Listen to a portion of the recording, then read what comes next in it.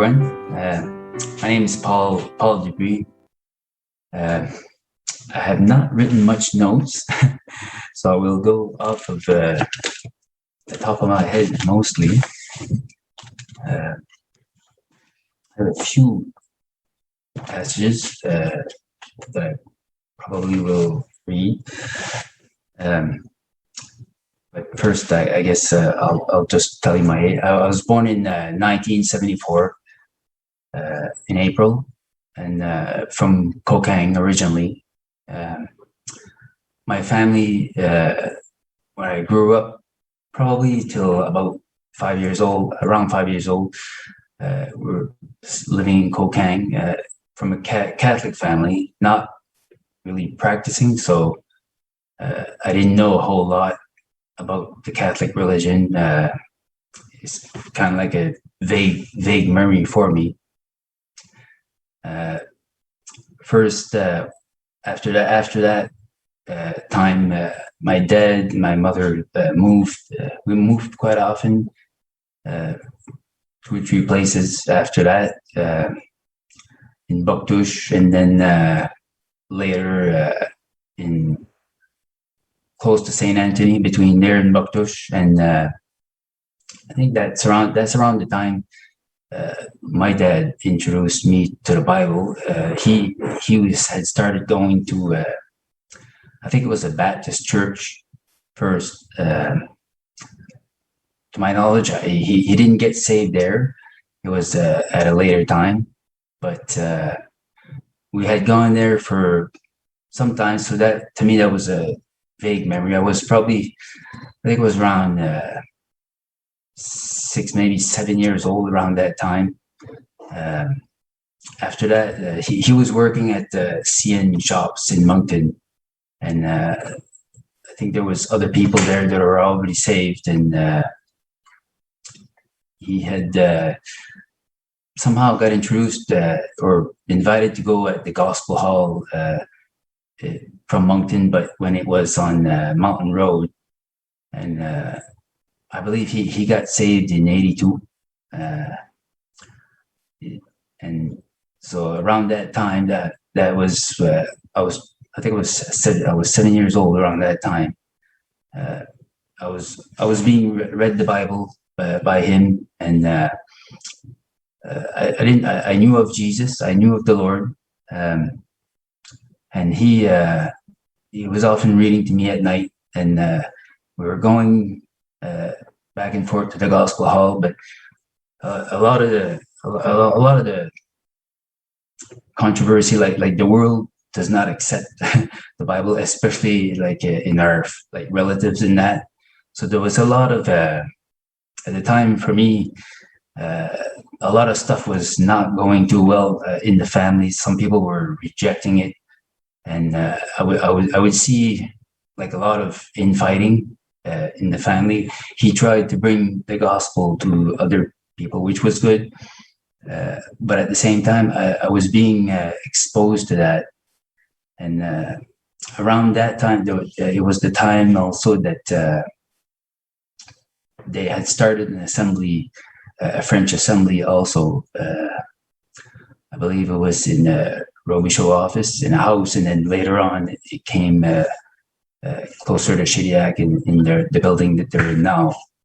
So around that time, we had gone there for probably about 3 years, maybe, or so. And my mother, she never professed salvation, so there was a lot of stuff that was she was getting pulled by her family as well in other directions. She was nervous, and she had started to take medication even for her nervousness and stuff like that. And her relatives had actually told her that she should go to like a psychiatric hospital for a while. So for a while, it was not going too well for us. We were kind of being bounced back to some of our relatives who were Catholic, and back to our home, like with my dad, but my mother not being there. And I believe in those days, that there would have been probably, to me, to now I know, back then I didn't know, but it almost looked like almost like demonic attacks, like spiritual things going on with her as well. Um, and in the end, she was blaming the Bible sometimes, and because she was nervous, and I think her family pulling in one direction as well didn't help. Um, Anyways, after, I think it was probably 4 or 5 years or so that I had been introduced to the Bible. So I knew of the Lord. Uh, I forget the year it was. This is quite a while back now, but I had made a profession of salvation. I think it was 9 years old at the time. Uh, Someone had asked me at the French hall, and I believe what the scriptures said, but at the time, I think I never uh, really realized the seriousness of sin and how sinful I was. So I left it at that, and then a while after that, our uh, things happened between my mom and dad, and they ended up splitting up, which was sad. And myself, I had a resentment even, uh, like with the Bible, and because I was seeing so much negative stuff like in the family. I was exposed to that quite a bit, so it kind of turned me off from it. So, and then after that, uh, my dad moved out. So for a while, I was not going. Like after that, nobody came to try to bring us to keep going at the French assembly. So we just stopped going. And at the time, I had met some friends that were probably not the best friends now. Looking back at the time, I knew they were like, some of them would start smoking. I think by then I was probably uh, around 13 years old or so, I think. And started to hang around with them. At first, for a while, I had a good upbringing enough that I was not quite like them because I was not too much exposed to their kind of lifestyle, because we had moved from I think it was around 83 or 84, from St. Anthony area to uh, Skiddook area, and the lifestyle was much different. Friends were closer by. Before that, we were more like in a farm area, so we're not really exposed too much with like people that did drugs and stuff like that. But the gang that I started hanging around with, they were all smoking, and some would be drinking, and I ended up trying it with them. At first, I was really hesitant with that, but at the same time, it seemed like I could not make friends, and sometimes I would, like, they would do things that would actually kind of rat them out there, and then they would insult me, and then and they didn't like me because of how I was. I was not really exposed to that much before, but and then I started to do things with them, and then when I noticed that I started to be like them, I started to try smoking and this and that. I never thought that I would go so far to do that kind of stuff, but all of a sudden, I had no problems making friends. So I started living like them, and probably I went further than a lot of things that I would be ashamed of today, which is, I know it's forgiven now, but at the time it seems like there was no consequences at the time. So when I kept living that lifestyle, I moved out of our home. I think it was first time 15 years, around 15, not 15, or after 16 years old. I had moved out with one of my friends, boarding with him. And there was a lot of stuff like that going on there, partying all the time. It was not, it was a lifestyle where basically I was destroying myself. But at the time, it seemed like, oh, like almost as if I was like invincible, and there was like no consequences. Uh, and sometimes I would think about things that I had heard of from hell and things like that I still remember. But then as time went on, I just ended up just drinking more and smoking more, and then I would forget all about it again, and just I kept living my life that way. And I had quit school also. I never finished my school at the time, but I had found a job. So, and I ended up working for one of the friends that I had started to hang out with, which we that with that kind of lifestyle of drugs and drinking and stuff. Um, so I kept going in that direction, and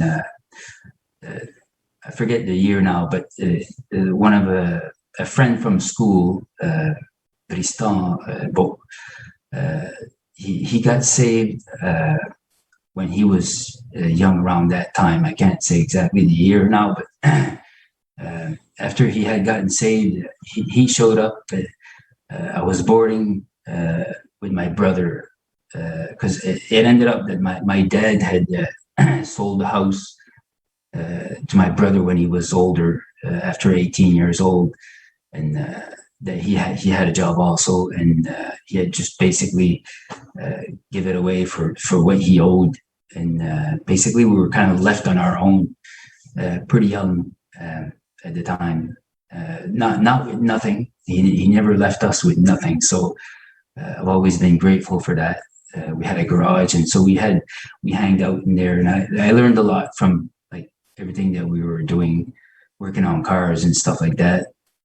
Um, but when Bristan showed up there one time, and it, I had heard that he had started to fellowship with the French Assembly, and to me, I would stay away every time I would see Christians. Uh, I could tell like some of them how they dress and that, so I knew who they were, and some of them I remembered from the hall as well, the French Assembly. So every time I'd see them, I'd kind of just steer away. I didn't want to associate with them. Um, because to me, I remembered so much about like when I was exposed earlier, about like in the family, like the mocking and the insults, and they were like a cult and all this and that. And so at the time, that's because I was turned off by that. I stayed away from them, and I just kept going as usual. And so I guess you could say that I never thought I would go so far, but I strayed away, kind of like the prodigal son. And but when Tristan had come to visit one time at the door, he said he wanted to talk, and I wasn't interested at the time. Like we had a gang of people at home, like in the home, and we're like, so I really wasn't interested at the time when he showed up. So anyways, he decided he left again, and then he left it at that. Uh, so anyways, time went on, and then after that, I think it was in '96. Uh, my best friend Robert, one of those, I was living with him at the time, and he had drowned in the Shadia Bay while fishing. And when I was boarding with him, his girlfriend was there at the time. He had a child with her already, um, and but before that happened, uh, Tristan had tried to reach out again one time, and once again it was over the phone. And when he said he asked me if I was interested in talking about it, I said not really, and but I was really getting more and more bothered by it every time uh, and then some people I would find tracks. I'd find the tracks here and there, like along the way. I think some knew my friend that were like the children of those that was going to the hall, uh, and I had seen tracks again. And uh, at the time, I was not interested still. And for some reason, I left it at that. And when Basin had asked me, like I said to him actually that I don't want to be bothered by that. And and then when I said that, he said, "Well, someday it's gonna bother you."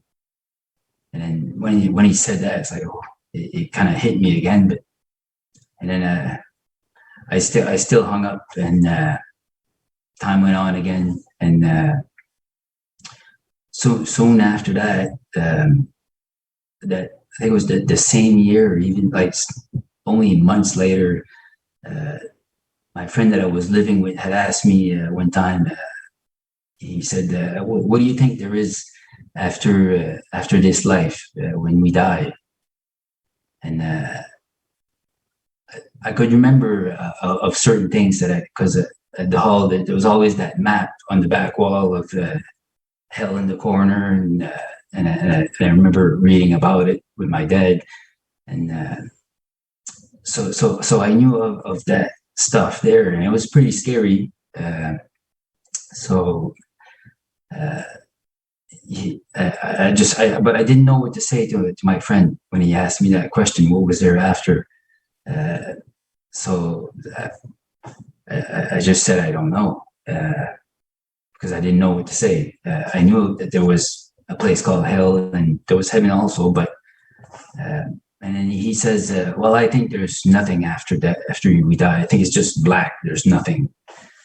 I said, "Well," I said, I don't know if I'd say that." Uh, but again, there I left it at that.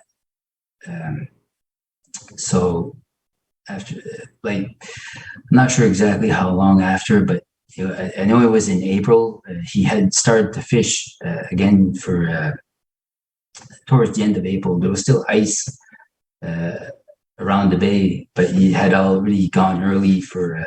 He was fishing mussels and stuff like that, and they had a big load in their boat. It was just like a little dinghy with a motor.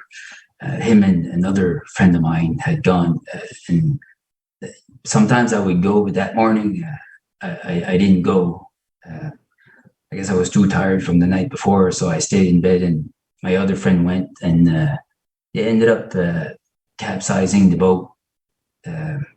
And one of my friends survived, not the one I was living with, but the other one survived because when they managed to flip the boat upside down, and he was sitting on the back of the boat.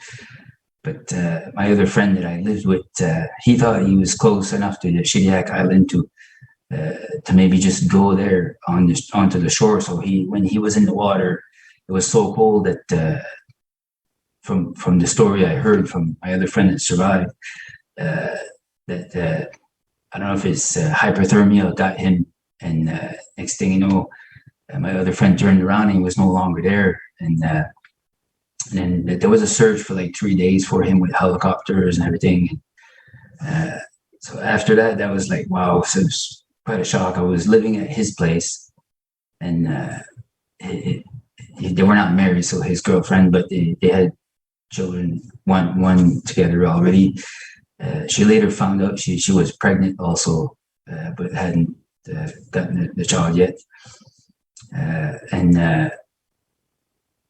I stayed for like the rest of that summer. Tried helping out around the house, but it was like really awkward. And it's that same year that I met someone like my girlfriend at the time.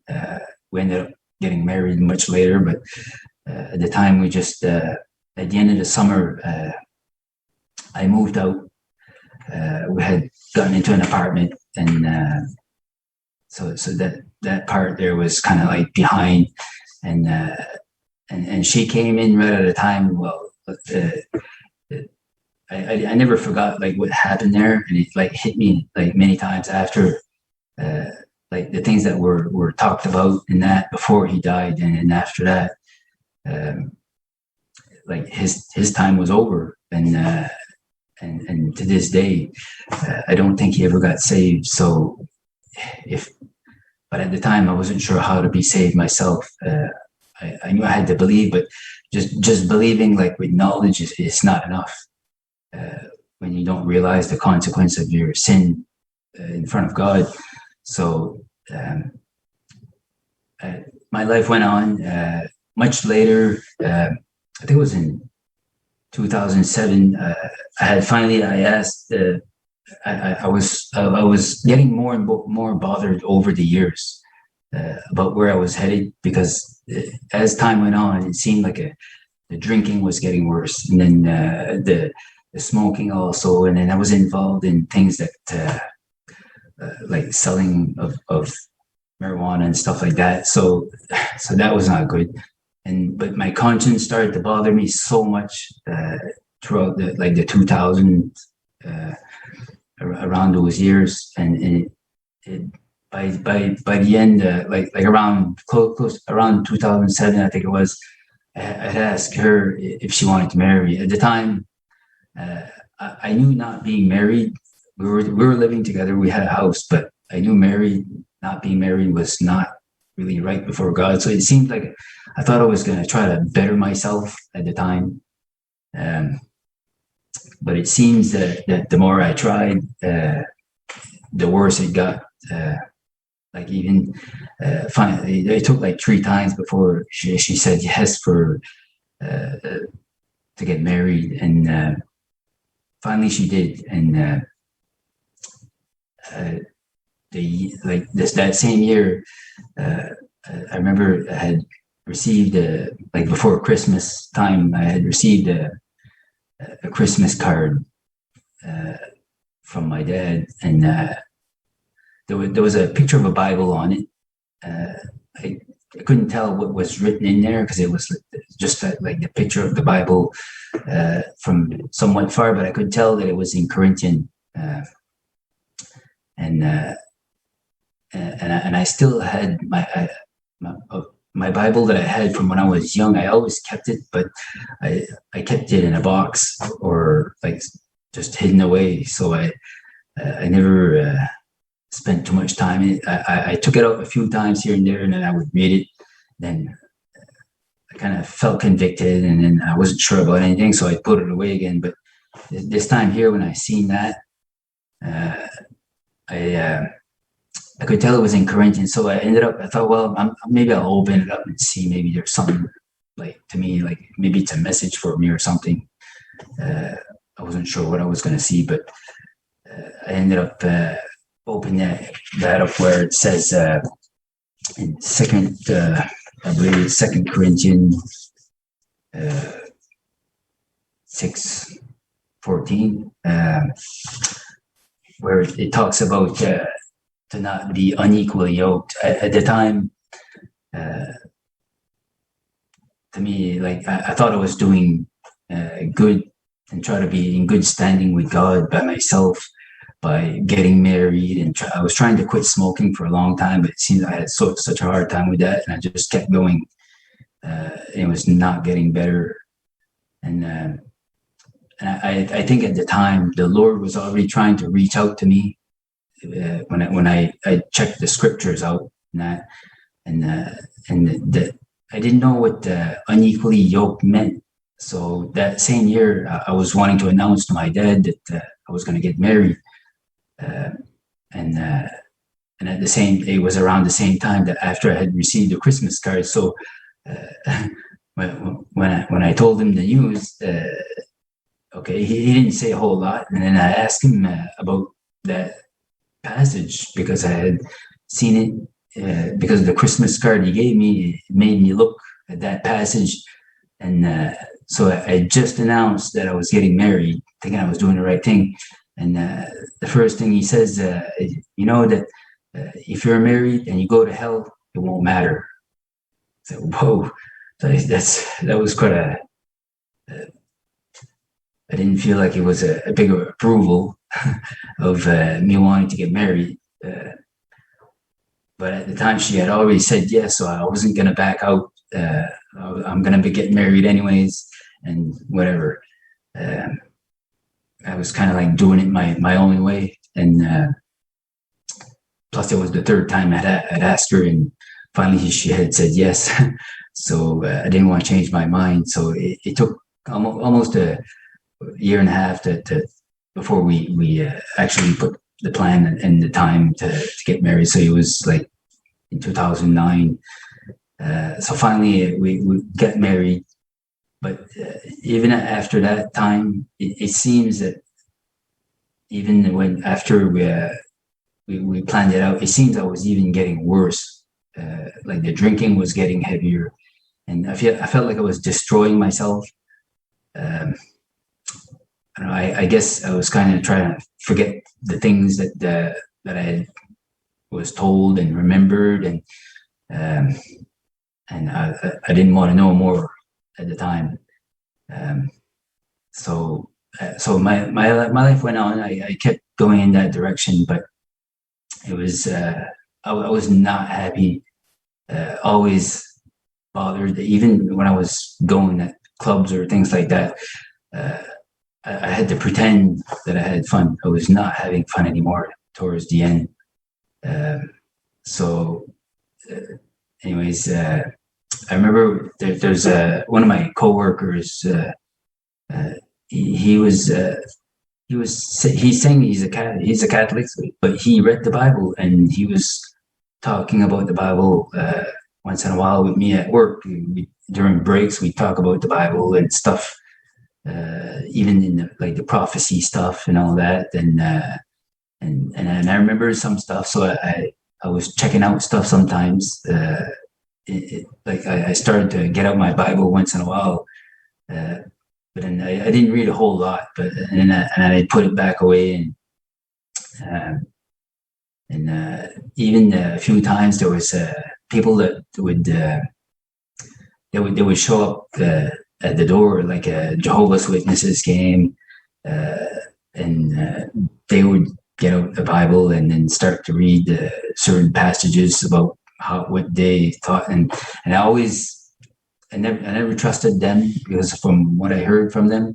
So one time uh, I decided, okay, well, I'm gonna look at scriptures, and that way I'll know what to tell them if they come. So once in a while, that's what I got out my Bible, but for not the reason uh, maybe to be saved, but just to get them to turn away. So it was not really the right reason again there. Um, but it seems like some people had left tracks once in a while at my door, and then I wouldn't throw them out. I would just put that away in the same place where I had my Bible hidden, and I'd put that in there. And much later, some of it I got it back out, but uh, at the time it was not what I was looking for really. And I didn't look through them all with the Bible at hand or anything. But um, and as time went on, this was like in say in 2011, we had gone to a canoe trip up north uh, on the Restigouche River, and even that summer. Like usually we went there, it was for like 3 days, and usually it was a good time and everything. That for some reason that year, uh, I I had a lot of convictions that I never somehow that I was never bothered by before, but from the Christmas party 2010 2011, for some reason my wife did not come at the time. Uh, to the party where with the shop staff party or whatever, and usually we were always doing things together. That year she didn't come for some reason. She said she didn't feel good, and that year there I got pretty drunk, and I know that there was some beautiful women there at work also, and that. And I mingled more than I should have. Nothing like physical or anything like that happened, but like during the time after that, since I was bothered that uh, I knew I had like an interest lust, I guess lusting, you call that lusting, I guess. And for some reason I never wanted to tell her that, and it bothered me, but it bothered me for like the whole following year, and so much so, like over time, like I feel like like there's a lot of, like, the conviction was getting stronger and stronger. And there was a pastor, his name was Randy, and he had talked to um, my wife's sister one time, and sometimes we'd park in Shediac, uh, across from the Tim Hortons, drinking coffee and that, and then they would park next door, and we'd talk and that, and all of a sudden she come out with that this pastor had asked her questions about. I guess he was trying to talk about the Bible with her, or something, that that lusting is a sin against God, and that, and I did remember that the Bible talked about lusting, and then it kind of hit me again about, like, how I was, uh, so much so that it bothered me, even like for things that I remembered that I had never said. Uh, like, even though I had not cheated on her physically, but in what the passage says in, I think it's Matthew 5:27, that even in your heart, just it's as if you've committed adultery. Uh, so, so I knew I was guilty of a lot of things at that point, and the conviction was always getting worse and worse as time went on. Um, so, anyways, that same year when we had gone to that canoe trip, I remember there was a cross also uh, on one of the mountains. I took a picture of. I had posted that on my Facebook at the time. There were nice pictures, but there was a cross on top of that mountain, and I don't know why it was there. I guess maybe someone had died at some point there. I'm not sure, but uh, it's all stuff that I think the Lord was using that to remind me of Him, and uh, even though at the time, like, I was trying to, like, stay away from everything about the Bible, but it seems like he was always trying to reach out to me that way. Um, and even we had gone to another place in Miramichi, and even there, the log cabin we had rented that summer for the weekend, there was Bible tracts in one of the dressers, and even there is like, and I took it, and I didn't read it though, but I put it in my luggage, uh, and I read it later.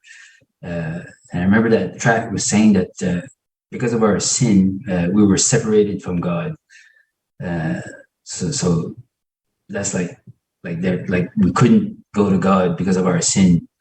There was a few other key verses in there, but they didn't, like, really hit me, except like the separation from God part. Uh, and so again, there I put that away, and but it was always on my mind. A lot of the stuff like that was always on my mind. Uh, so I was really getting bothered more and more at the time, and so uh, much like later on, after we had gotten married, we had gotten a computer. My wife got I didn't want the computer, but she wanted a computer, so we got a computer. And even on Facebook, when the first whole thing of Facebook started, I didn't really want to get into it, but next thing you know, I got on there, of course, and I seen one time, it was a passage in Luke. I think it was Luke 12:8. I think it was. There's a marker there, but quickly.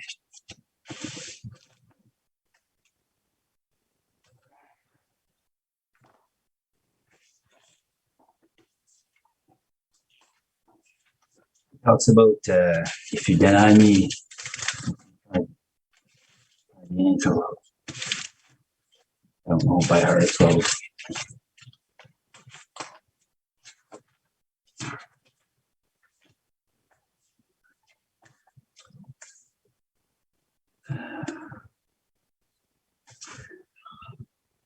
it's Luke 12:8.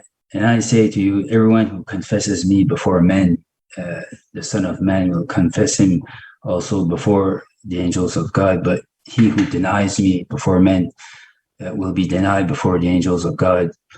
And this was posted by my wife's aunt. And at the times, I didn't know about that passage, but I thought, was that really true? Like, and I got my Bible out and I checked it out. And of course, it was there. It's like, whoa, like, and I really, at that point, I knew I was lost, and I knew I wanted to be saved at that point. I wasn't sure how to be saved exactly, but for some reason, because I had saved my Bible from when I was young age, the one that I still have it here, and I had a lot of verses that were highlighted, like John 3:16 even, and somehow I opened it up again, and this was a little later time, and I ended up on that page, John 3:16, that was highlighted, and when I seen that verse, it's almost as if I was reading it for the first time. But at the time, like I read that for God so loved the world that he gave his only begotten Son, that whosoever believeth in him have everlasting life. And I thought,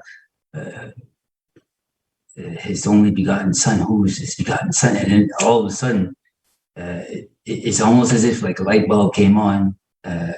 Like like who's the Son of God? And it came into mind, it's the Lord Jesus Christ. And I thought, wow, Lord, I'm putting my faith in you, and I wanted to share this also to like the person that had talked to me, like not talked to me, but shared scriptures that that had gotten me convicted. So I decided, well, I'm gonna post it, and I wanted to share it with them also at the time. It seems like all of a sudden I had a relief, and at the time, though, I wasn't sure if there was something else, because I hadn't gone to like a preaching or any. I was not a church going person. I never went since my young age. I think it was like 12 years old at the French Gospel Hall at the time. But I remember that night I put my faith in the Lord Jesus, and I wanted to share that with the other people as well. Even including my wife, I talked about it to her, and then I wanted her to have the same thing. But for some reason, she said okay, and then she was kind of thinking like I'm pretty weird now, all of a sudden, because she knew of my young upbringing.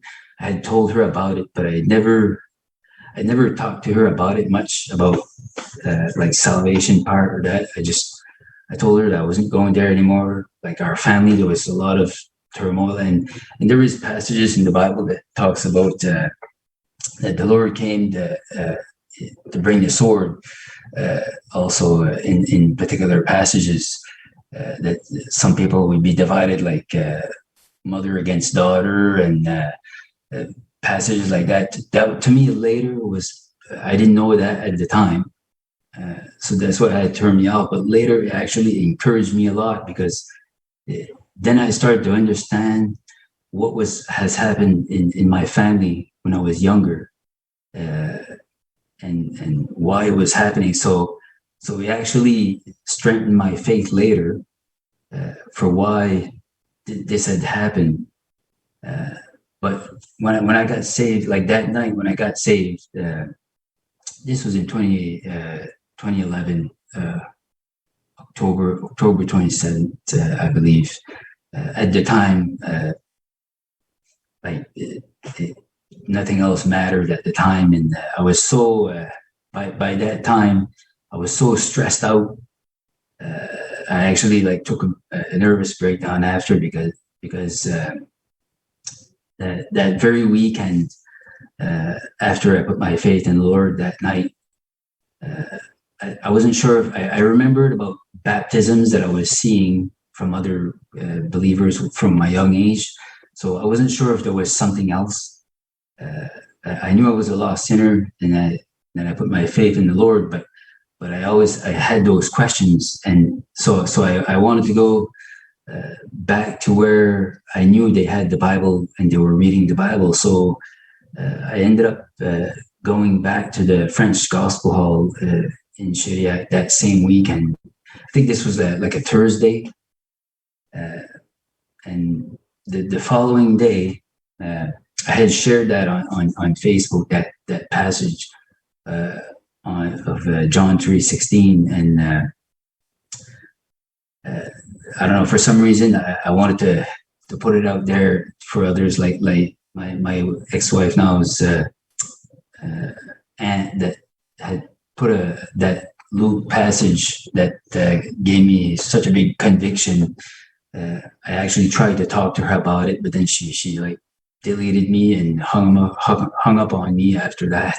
And for some reason, she shared that, but she didn't want to talk about it later. As soon as I tried to approach her again after that with uh, like other passages, like John 3:16, and the following day, even at work, uh, some people they started mocking me at work, and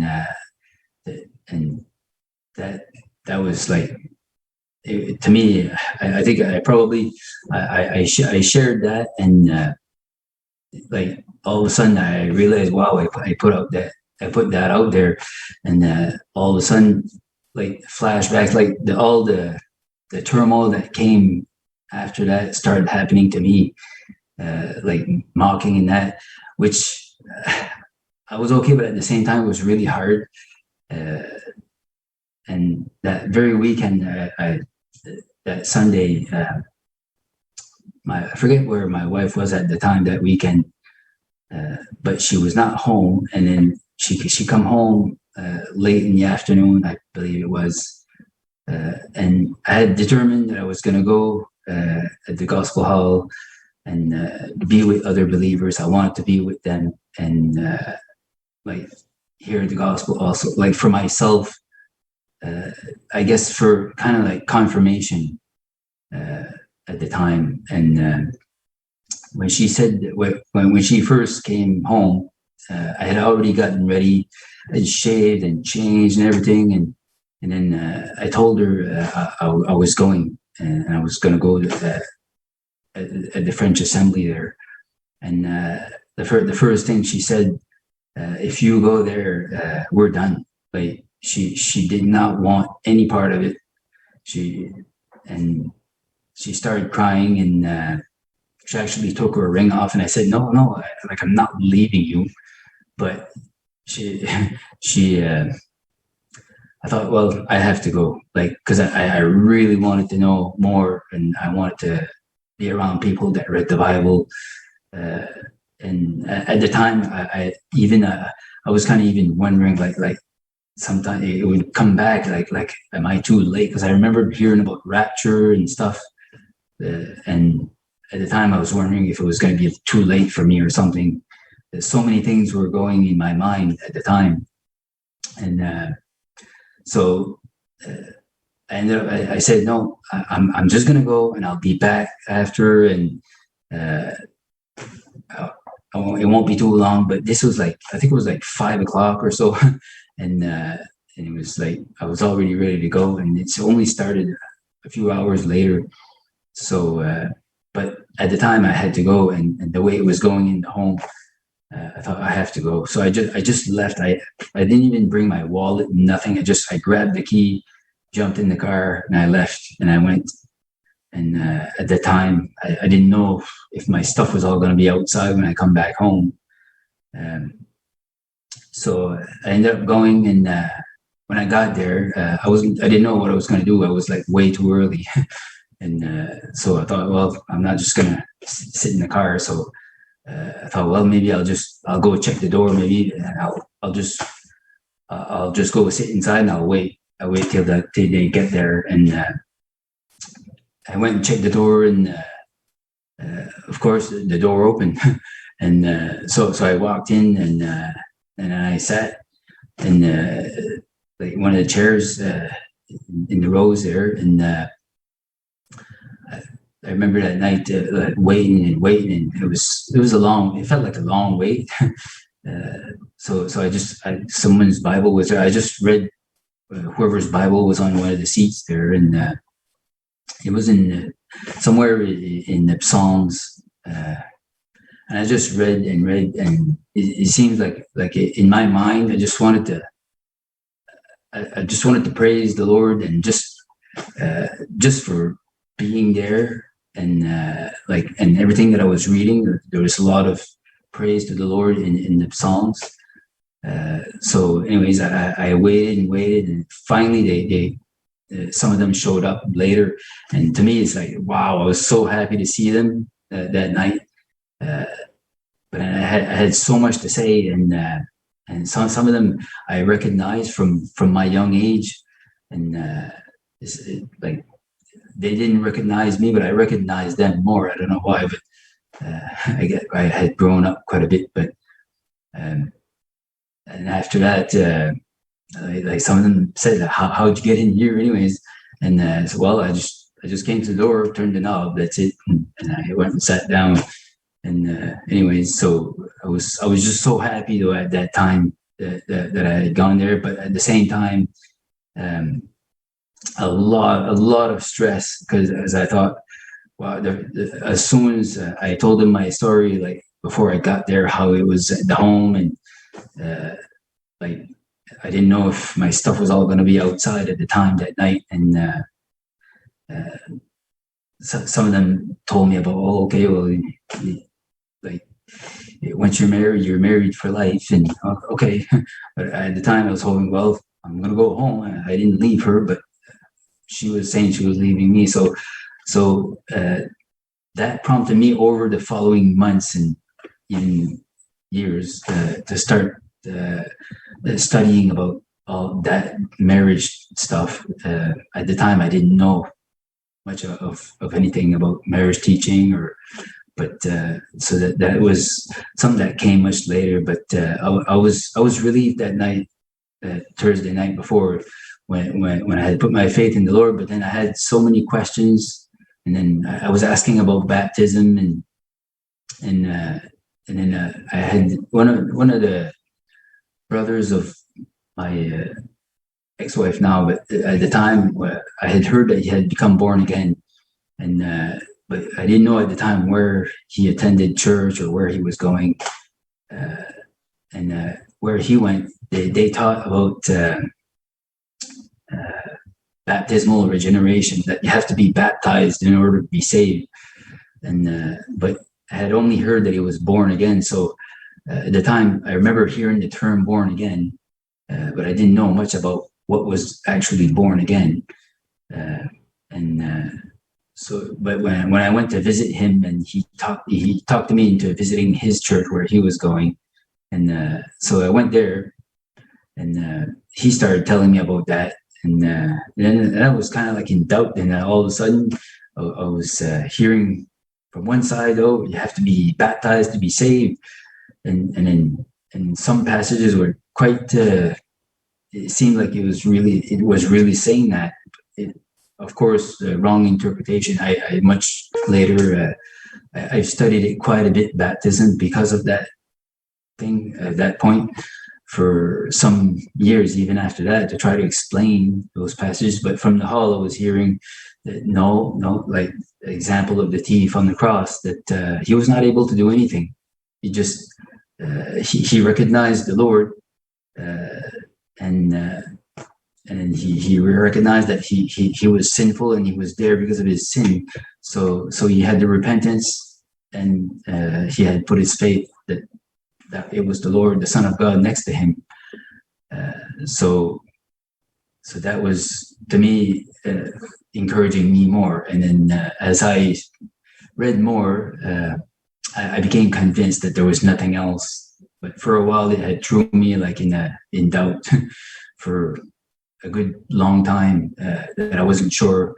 So my dad was often talking to me at the time. We'd spent hours and hours, and he was a truck driver, so he could talk to me all the time, like with a headset. So I'd spend a lot of time talking with him, and I would actually drill him in scriptures, and then I would read this from what I was hearing, and then I was going back and forth, and so and to me, in the end, passages like John 8:31, where it says, "If you're truly disciples of mine, you will continue in my word," and I'm not saying it exactly, but it says that the truth will set you free.